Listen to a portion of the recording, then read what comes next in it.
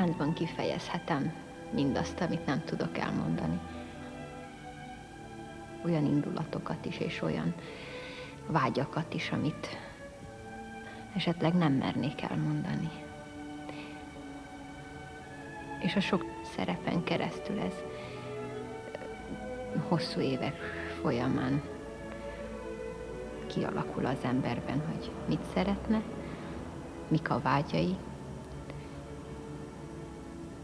és a legrejtettebb gondolatait is kifejezheti.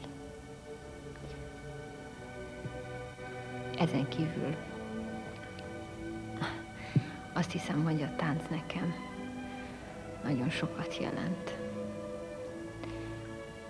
Gondolkodtam már rajta, ha nem táncolhatnék, akkor milyen lenne az életem. Azt hiszem, sokkal keserűbb és sokkal egyhangúbb. Én megtaláltam a táncban azt a kifejezési formát is, és egyben boldogságot is, amit esetleg soha nem tudnék elérni. És nem csak a színpadon, hanem ezt a munkában is, a műhely munkában is megtalálom.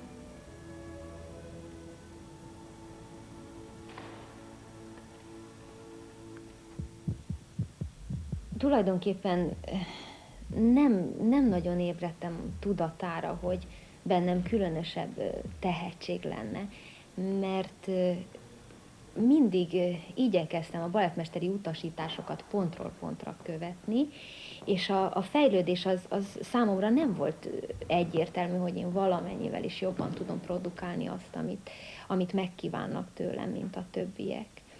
Épp ellenkezőleg mindig találtam magamban temérdek, hibátlan, és akkor mindig igyekeztem valamennyire előbbre haladni. Ha másképp nem, akkor bizony megnéztem a balettórákat, az operaházban lehetett leskelődni, és ez óriási dolog volt.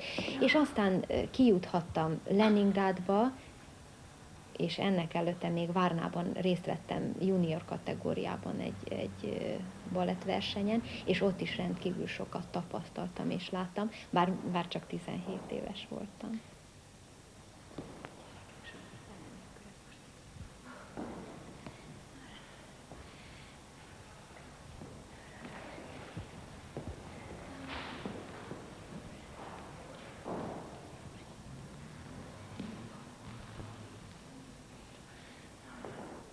Tulajdonképpen ez a csodálatos mandarin az egyik legnehezebb női főszerep, mert seregi technikailag és művészileg is azt hiszem, hogy a maximumot követelte.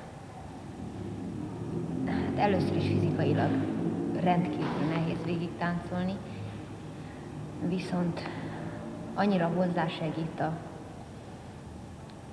szövegkönyv és a tragikuma ennek az egész drámának, hogy tulajdonképpen én is csodálkozom, hogy tudom előadásról előadásra végig táncolni.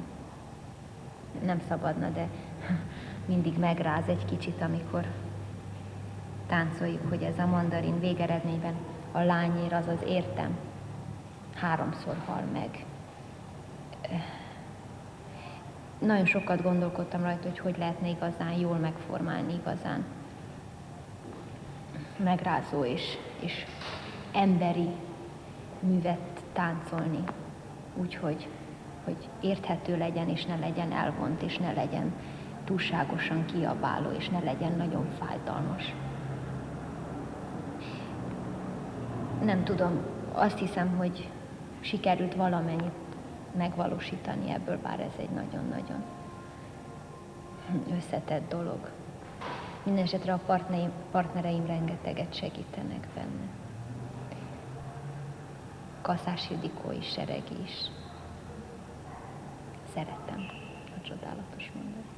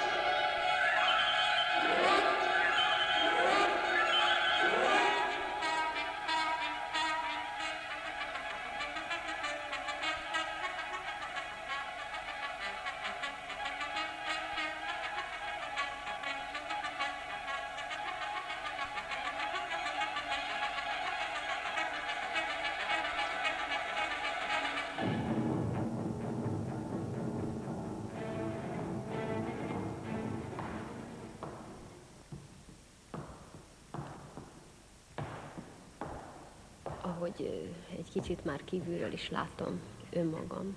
Szinte jól esik egy hattyúktava vagy egy Zsizell után, vagy akár egy Spartakusz után egy kicsit megmosolyogni ezt az egész dolgot. Ugyanis ki kell parodizálni egy olyan balerinát, akinek tulajdonképpen minden technikai nehézség a kisujjában van, azaz a lábában, kezében. Egy kézkiforrott művész, és plusz még kiparodizálva ezt az egész negédes, finomkodó, kedveskedő, mintha mi se történne a színpadon, és valóban csak a mosoly, a légiesség, a csillogás, villogás. És mindez, mondom, megtüzdelve olyan nehéz technikai feladatokkal, amit önmagában is elég komoly feladat eltáncolni. Ha van ehhez partner, és elsősorban közönség, mert az nélkülözhetetlen, és együtt mulatunk ezen a nagyon finom megfogalmazású baletten, mert ez egyetlen egy baja van, hogy csak a szakmai közönségnek szól, csak ők értik azt, hogy előtte forgok akármennyit sokat, Grand Tourból szinte fiú lépést, fiú kombinációt, és utána fölállok a spicemre, és úgy csinálok, mintha forognék, mert számtalanszor előfordul próbán, hogy az ember olyan fáradt, hogy csak jelzi, hogy most itt forogni kéne, és ez beletette egy variáció végére, ahol végre olyat kellene produkálni, hogy szemük szálljon elálljon, és ettől aranyos, hogy a végét viszont úgy fejezi be, mintha nem tudom, milyen nagy produkciót hajtott volna végre.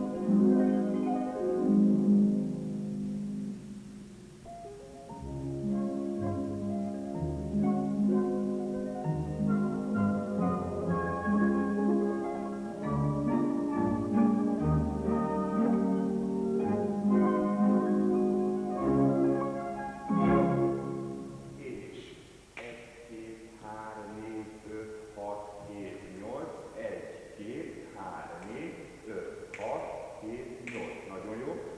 Most egyszer ráadom az igaz a tempót. Állj vissza, hogy szíves még egyszer. Nagyon örülök, hogy Péterben van koreográfusi véna, és főként a fiatalok bátorsága, hogy neki mert vágni, és egy nagyon komoly zenére, Jean-Michel Jarre Equinojára koreografált egy 30 perces művet, és ezt nagyon boldogan táncoltuk valamennyien. Szönnyi Nóra, Bándóra, Keveházi, Szakály Gyuri, Jezernyicki, Löcsei Jenő. És ezen felpusztulva úgy éreztem, hogy ösztönözni kéne őt egy másfajta dologra.